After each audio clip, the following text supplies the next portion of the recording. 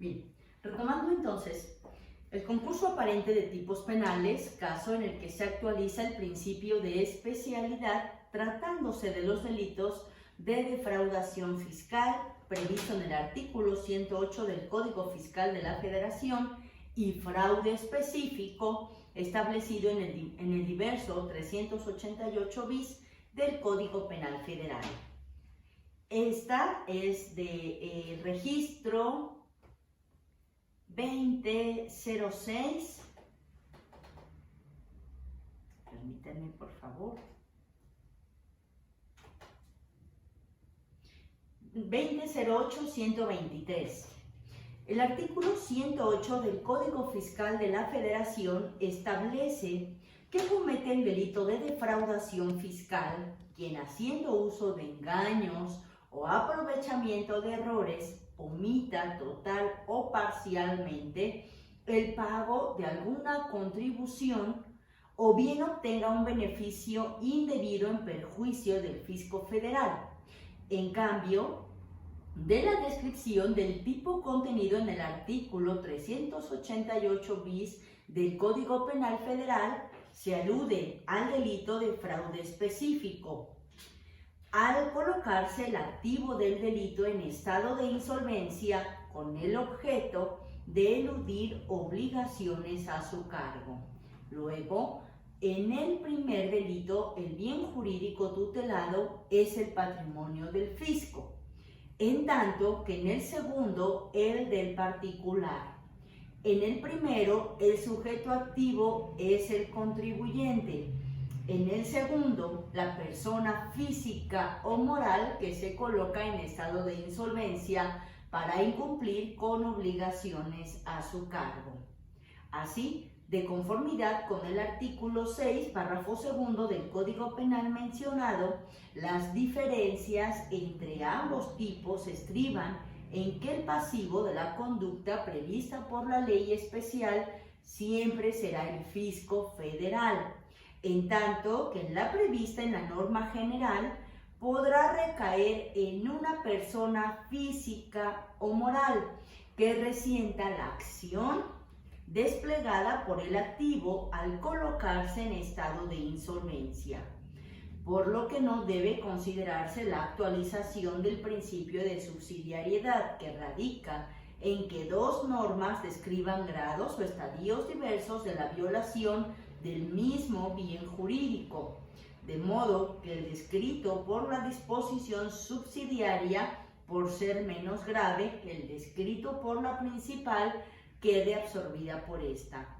Entonces, de la comparación de los dos tipos delictivos a estudio, no se advierte que el artículo 388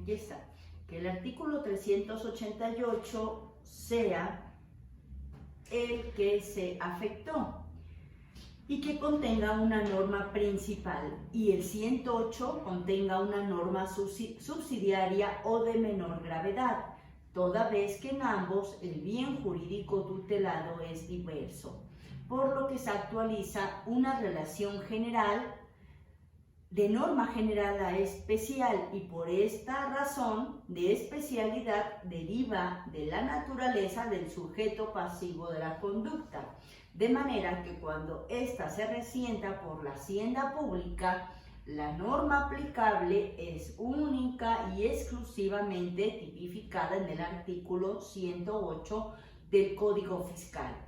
Supuesto que acontece, por ejemplo, cuando el contribuyente argumenta ante el fisco que se encuentra en estado de insolvencia para poder liquidar un crédito fiscal y a la postre se advierte lo falaz de su manifestación, pues los bienes que tenía los donó a terceras personas para incumplir con su obligación fiscal.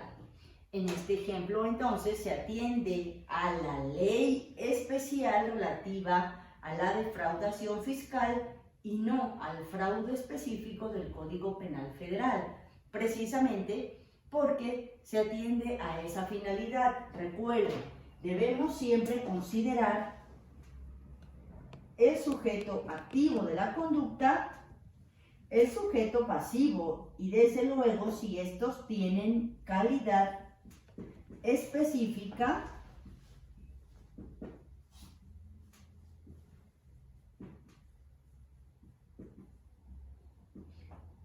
atendemos al bien jurídico tutelado por la norma penal y desde luego al resultado. Nos encontramos ante un derecho penal de acto, no de autor.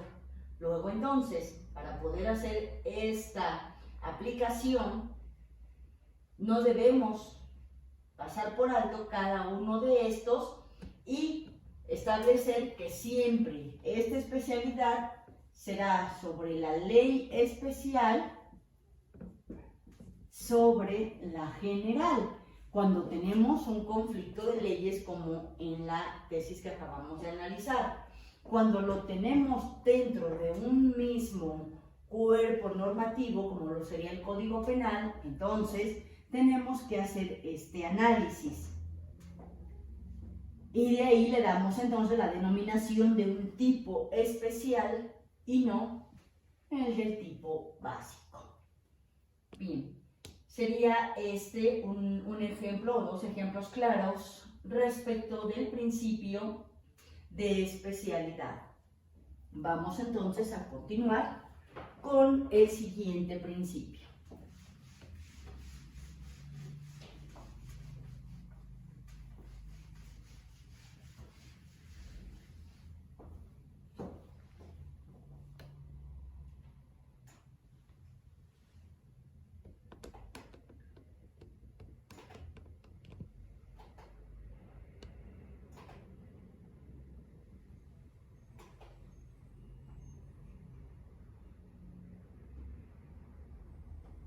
Bueno, antes de pasar al siguiente principio, vamos únicamente a precisar una conceptualización para sus notas de la especialidad, en el que la característica fundamental del concurso aparente consiste en que supone un hecho que aparece regulado formalmente por varios tipos penales, pero en realidad el contenido de su injusto es determinado con precisión por uno solo de ellos, y por esta razón se afirma que la ley especial deroga a la ley general y el tipo especial se aplica sobre el tipo general. Es decir, el contenido preceptivo o prohibitivo de la norma aparece conformado con todos los elementos que reúne la norma general, más uno o varios elementos diferentes específicos que la diferencian de aquella. Miren, recuerden que el injusto penal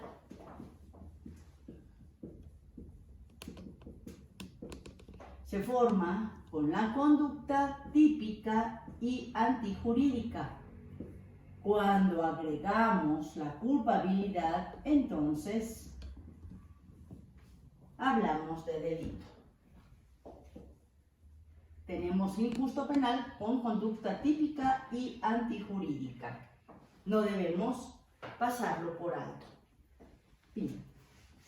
Continuamos entonces con nuestro segundo principio.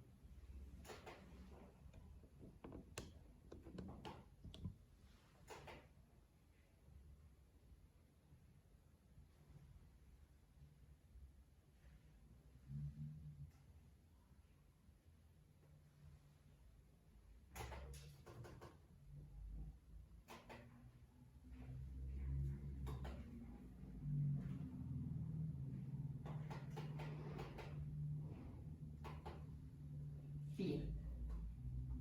Principio de consunción o absorción.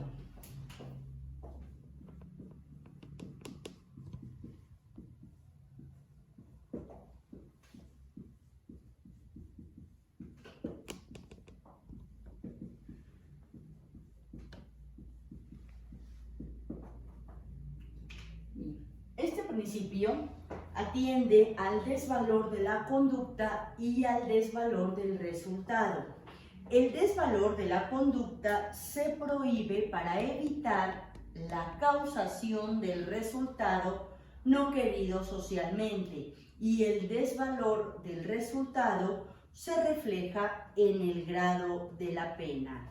Esto es, hay consunción o absorción cuando la pena referida a tal desvalor consume o absorbe a la pena que deriva de otros delitos, cuya regulación formal queda consumida o absorbida por el desvalor de la conducta principal. Por ejemplo, aquí, en un hecho delictuoso de robo, tratan de desapoderar a una persona de su vehículo automotor. En esos actos que realiza el activo, los activos, para intentar apoderarse de ese automotor, privan de la vida a la persona. Esto es, su finalidad entonces era robar. Sin embargo, ese robo causó la muerte de una persona. Tendríamos entonces dos conductas distintas: el robo y la privación de la vida, que lo sería el homicidio.